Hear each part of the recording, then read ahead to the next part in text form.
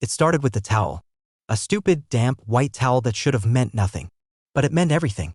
I came home from a trip to Phoenix, just a 2-day conference, nothing wild, and the towel was balled up on the floor beside our bed.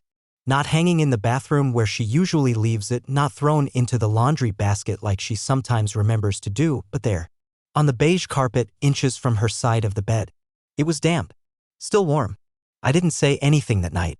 I just stood there, looking at it while she scrolled Instagram in bed, smiling faintly to herself, screen reflecting in her eyes. She didn't even ask how the trip went.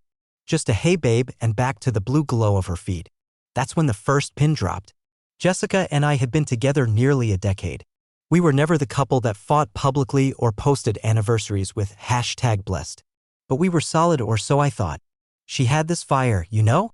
That kind of presence that made people shut up when she walked into a room. You either loved her or hated her within 5 minutes. No in between. And me? I was the guy who carried her charger in my backpack, kept her snacks in my car, memorized her coffee order so I could surprise her on Tuesdays. I didn't need to be loud. I just needed to be the one she came home to. But something had shifted. Her hugs got shorter. Her voice changed just a little.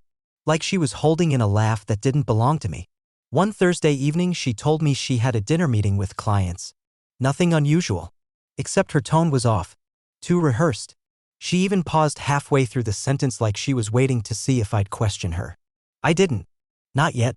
Instead, I waited in the car 2 blocks down from the Italian restaurant she told me she'd be at. I saw her get out of a black Audi at 7:42 p.m. wearing a dress I hadn't seen in 6 months, the kind of dress she used to wear on our anniversary. She laughed as she closed the passenger door. Then she touched the driver's arm. He touched her lower back. They didn't go into the restaurant. They turned the corner and walked toward the Marriott on 9th. I didn't follow them. I already knew. The next morning, I woke up and made her coffee. Just the way she liked it. Vanilla oat milk, 2 sugars, dash of cinnamon. I watched her drink it in her robe, hair still damp from the shower, phone on silent beside her. She smiled. Said, "You're so sweet, babe."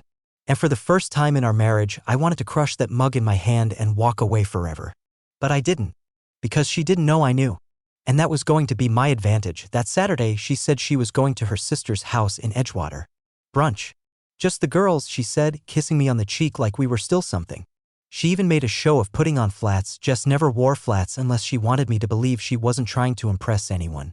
I nodded, watched her throw a tote bag over her shoulder and float out the door like she had no idea the walls around her were already caving in. I didn't follow her. Not this time. I sent someone else. His name's Tyler. Works in security at my company. Big guy, sharp eyes, quiet type. I once helped his wife get a job after she got laid off. He owed me. And he didn't ask questions. Just parked 2 cars down from her sister's house and texted me live updates. 10:43 a.m., she's not there. 11:06 a.m., Audi pulled up. She got in. 11:12 a.m., they're headed downtown. I stayed home, pacing the living room like a caged animal. My hands were shaking, not from fear, but from this crawling, boiling feeling that I had never felt before. Betrayal has a flavor, bitter, metallic, acidic, and it gets into your teeth. You can't spit it out. You taste it for days. At 12:41 p.m., Tyler sent me the picture. Jess, in that green dress, leaning across a table, laughing, touching his arm again. Not the same guy from the hotel. A different one. She had a type, apparently. Tall, trim beard, Rolex. The kind of guy who sends you up, texts from a leather chair in a wine bar. I stared at the photo for a long time. Not because I was surprised, but because of her face. She looked happy. Not fake happy. Not networking happy. Genuinely alive. She hadn't looked like that with me in over a year. I used to think it was stress. Deadlines. Hormones. But now I knew. That glow? That wasn't work. That wasn't yoga. That wasn't some internal journey of self-care. It was deception. And she was good at it. When she got home that night, she brought me a cupcake. Red velvet. My favorite. Said her sister had extra from some bridal tasting. I took it. Said thanks. Told her I'd been watching a documentary on sharks. She laughed, said, "That's so you." But in that moment, something shifted. Because I realized she thought I was still the same Mark. Still predictable. Still slow. Still blind. But I wasn't. The plan had already begun. I went to the printer in the guest room and pulled out the envelope. Thick paper. No return address. Sealed tight. She hadn't seen it yet. But she would, because Monday was her company's summer recognition day. Speeches, awards, catered lunch. Her name was on the guest list. And so was the delivery. A box, wrapped in red. Arriving at exactly 1:15 p.m., the box arrived with a whisper, not a bang.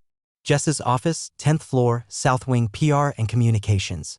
Wide glass walls, open-plan desks, all bright whites and polished smiles. I had scoped the delivery logistics a week prior. Sent it via private courier with instructions to hand it directly to Mrs. Jessica Campbell. Signature required. No exceptions. 1:12 p.m. courier checked in. 1:15 p.m. Jess signed. 1:16 p.m. the fuse lit. I wasn't there, but I might as well have been. One of her coworkers filmed part of it. I saw the clip later, sent anonymously, of course. That's the thing about offices. Once one person smells blood, everyone becomes a reporter. She opened the box right at her desk. People around her were still mid-salad, sipping sparkling water and scrolling through emails. The lid came off. She reached inside. First, the hotel receipts. Printed, high resolution, stapled together. 3 different hotels. 3 different dates. All charged to her personal card. Then the photos. Tyler had done well. Better than I hoped, honestly. One showed her holding hands with Audi guy. Another, my favorite, was from the Marriott hallway where she'd paused to fix her hair in the reflection of a vending machine before pressing the keycard. She looked proud of herself. Like a girl about to win a game she thought only she was playing. At the bottom of the box, I'd placed the burner phone. One button turned on the gallery. In it were screenshots of her texts, some flirty, some explicit, all time-stamped, and a video. Just audio, actually. Of her laughing on a call. I can't believe he still has no idea. Mark's like a golden retriever. Loyal, dumb, and always happy to see me. It's kind of pathetic. Her voice. Clear as crystal. Smug. Cruel.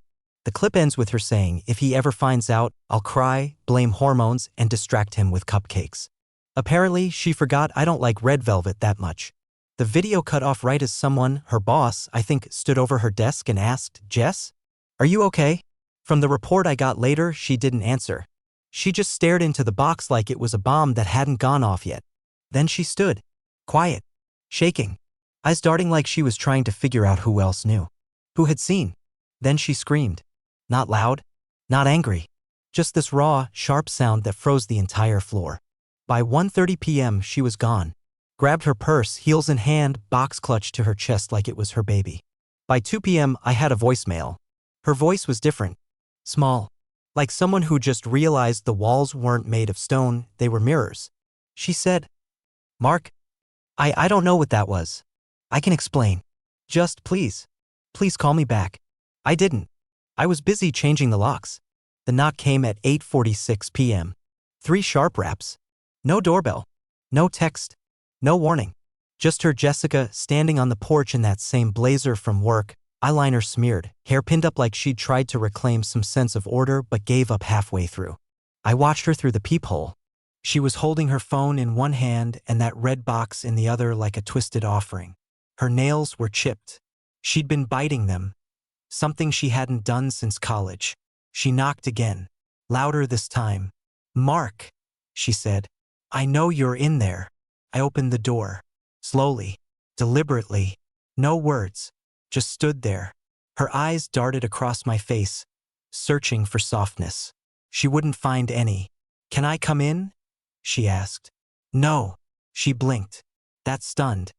Entitled blink people do when the script they've rehearsed suddenly stops working. Mark, I don't know what that was. Who sent it? But this? She shook the box. This isn't the whole story.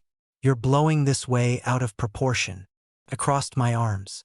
Which part am I blowing out of proportion? The hotel stays? The audio? The part where I'm a golden retriever? That hit. Her mouth opened, but nothing came out. Then she did what I knew she would.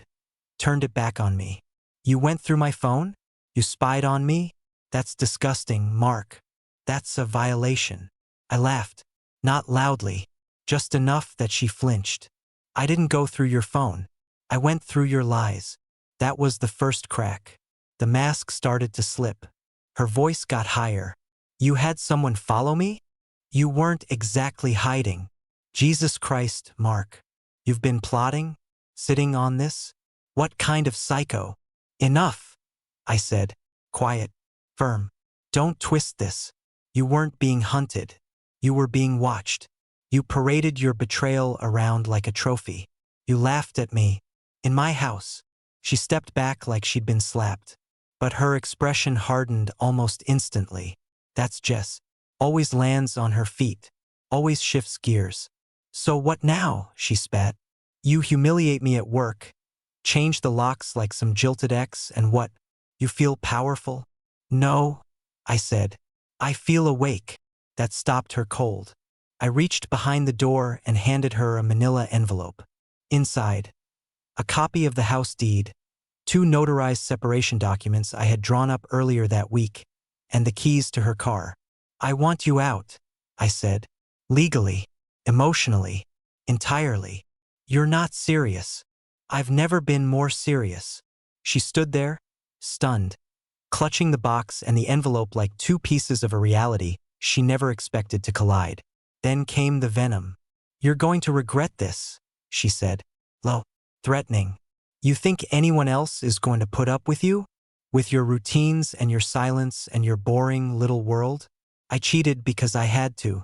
You're a vacuum, Mark. You suck the life out of people. I nodded. Then I just did you a favor. I closed the door in her face. And on the other side, I heard nothing. No crying. No pleading. Just silence. She was gone by the morning. The first smear came through my mother. Sunday morning, coffee in hand. Rain tapping against the kitchen window. I was finally starting to breathe like a man who'd been pulled out of a burning building. And then the phone rang. Mark. Mom's voice was tentative. I just got off the phone with Jessica. I didn't say anything. Just stared at the steam rising off the mug. She's very upset. She says there's been a big misunderstanding. That you've done something impulsive. There it was. The spin. Jessica, the PR queen, couldn't help herself. She didn't crumble. She rebranded. According to her, I'd suffered a mental break, grown paranoid, and hacked into her personal life. She told my own mother that I had staged a public meltdown at her workplace and violated her privacy in ways she never thought possible.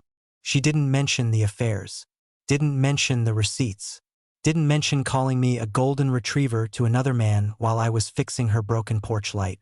I asked Mom a single question. Did she tell you why I kicked her out? Silence. Then a soft, hesitant, no. I told her I'd email everything. Let her judge for herself. I didn't yell, didn't curse, just sent a PDF. Let the facts speak. But Jess didn't stop there. She called my best friend, Ryan, said I was spiraling, that she was worried for me, said she still loved me, but didn't know how to help me anymore. She called it emotional burnout. What a term. Ryan, to his credit, didn't buy it. He showed up at my place with 2 six-packs and a laptop. Said, want help nuking her social accounts? We didn't. I wasn't interested in revenge. I was interested in clarity. That night, I finally opened the secret folder I'd kept for weeks. All the screenshots, all the hotel bookings, the video file. I named it truth.exe and dropped it into a private Google Drive. Just in case. Jess had started the game. But I was building the board. Then came the twist I wasn't expecting. An email. Anonymous. No subject line. Inside was a single sentence. She's done this before. Attached, a forwarded thread of messages. Old ones. From 4 years ago. Different man. Different city. Same pattern. Same charm. Same lies. She hadn't just cheated on me. I was part of a cycle. A list.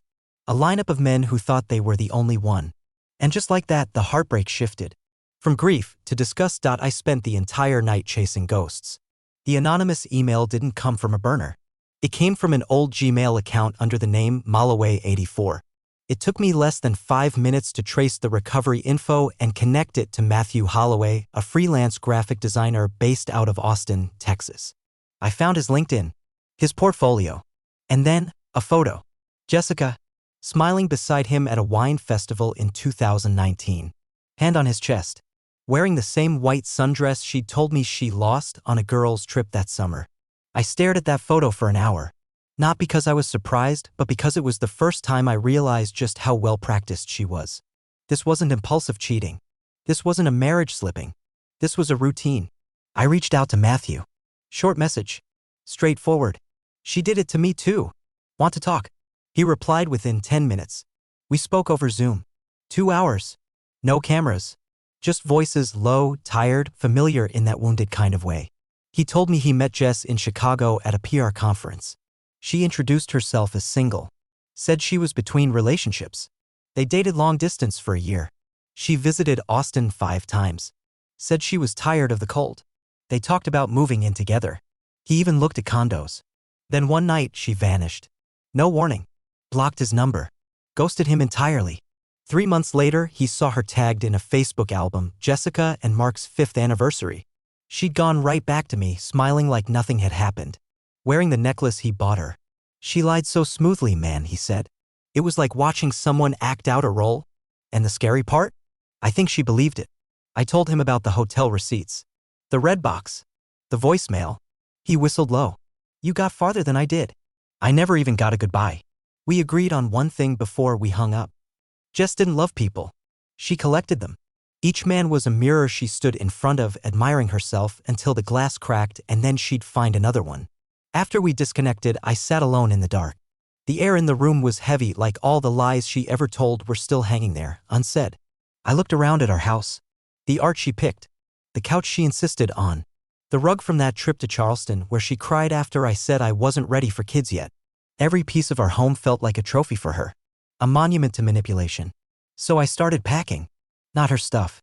Mine. Let her have the space. Let her explain the empty closet to her friends. Let her walk through the echo of what we used to be. I wasn't running. I was evacuating. Because the real fire hadn't even started yet. The text came from an unknown number at 2:14 p.m. on a Wednesday. I'm sorry to reach out like this. Are you Jessica's husband? Ava. No last name. No introduction. Just that. I stared at the message for a full minute before typing back. Not anymore. 3 dots. Then a wall of text. She introduced herself properly this time. Ava Torres, 28, lives in Baltimore. Said she met Jessica through a friend of a friend. That part was vague. But what wasn't vague was the fact that she had been seeing a man named Reed.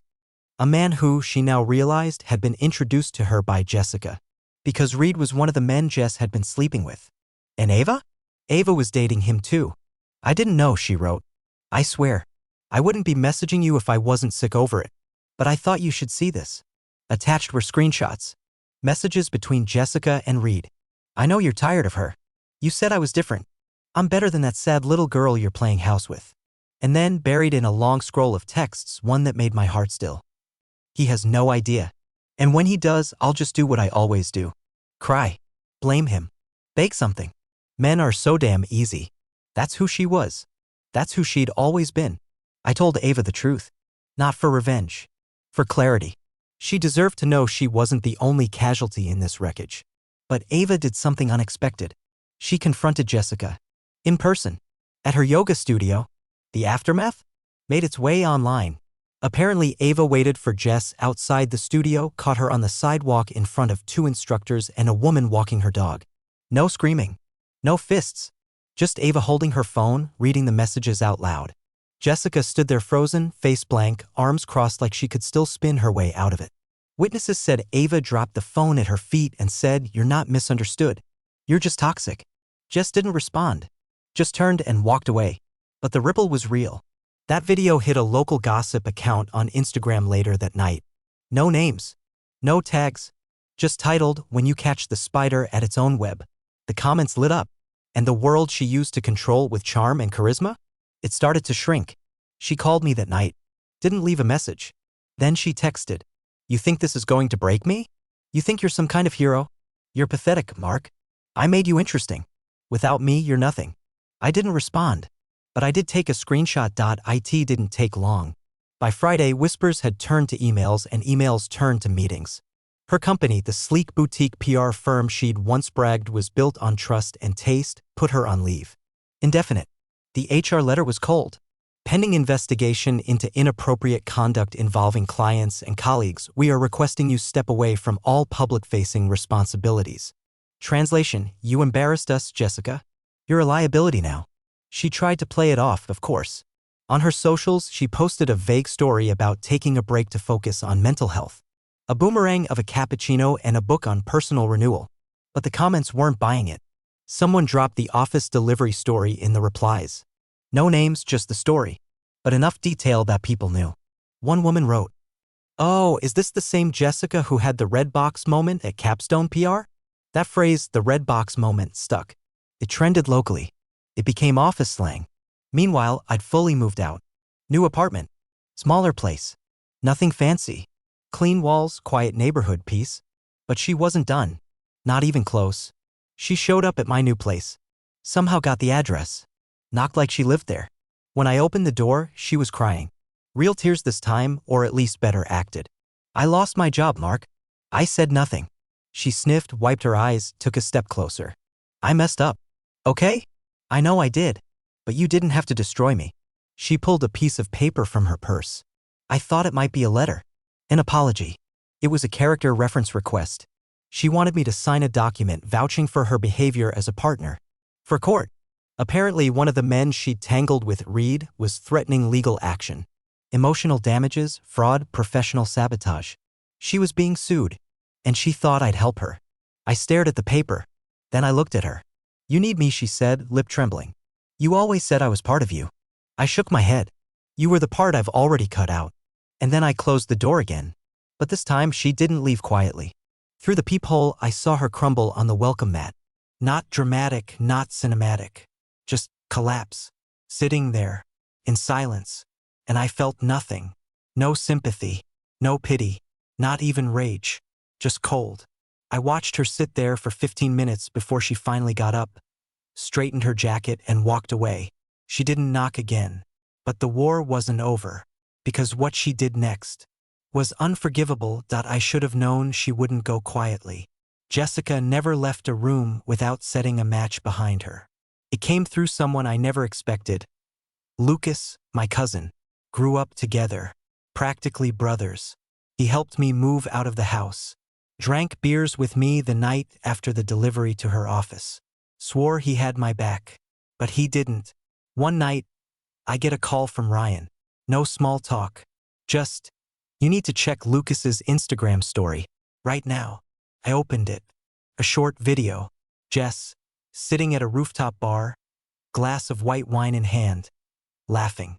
The caption, "People make mistakes. Some people turn them into war crimes. Here's to growth." Clinking glasses. Tagged at Lucas_Winslow. The blood drained from my face. She was sitting across from him. Lucas. Smiling. Talking. Leaning in like they were catching up after a long week. My stomach turned. I called him. Straight to voicemail. Texted, "You serious?" No reply. The next day, I got a message from him. "It's not what it looks like." She reached out. Said she needed someone to talk to. I thought I could be the middle ground. Be fair. Fair. I didn't even bother responding. He knew what she'd done to me. He saw the photos. Heard the audio. Watched me break down. And yet, there he was, laughing on a rooftop, sipping drinks with the woman who set fire to my life. That night I didn't sleep, because I realized something chilling. Jess wasn't trying to fix anything. She wasn't trying to make peace. She was rebuilding, using my connections, my blood, twisting the people who were supposed to be my shelter. Later, someone told me she had started reaching out to other friends, carefully, subtly, posing as the misunderstood wife, painting me as emotionally distant, vengeful, unstable. One person told me she cried during a phone call and said, "Mark just switched off, like he didn't even love me at all." Classic Jess. Set the house on fire, then cry because it's cold. I cut Lucas off completely. No call. No explanation. Just silence. And that's when I started noticing other things. People ghosting me. DMs not answered. Friends who used to check in. Didn't. She was poisoning the well. Quietly. Softly. Masterfully. Because if there's one thing Jessica knows how to do, it's manipulate narrative. But what she didn't realize is, I'd already started building mine, and hers was about to collapse in public. Her downfall began in a comment section, not in a courtroom. Not in a dramatic confrontation. Not even with a loud accusation. Just a thread beneath a photo she posted. A filtered picture of a beach. Captioned, "Healing isn't linear. Grateful for the lessons, even the hard ones." The comments were the usual mix of enablers and vague sympathy. "So proud of you, two hearts. You're so strong, Jess. People don't understand your journey." But then someone, anonymous account, no profile photo, replied, "Your journey includes lying to 3 different men and cheating on your husband while pretending to be a victim. Let's not forget the fake crying in yoga class. No likes at first, then 2, then 20, and then the floodgates opened. More anonymous accounts, screenshots, tagged users. A woman named Tasha posted a story calling Jess a manipulative PR snake.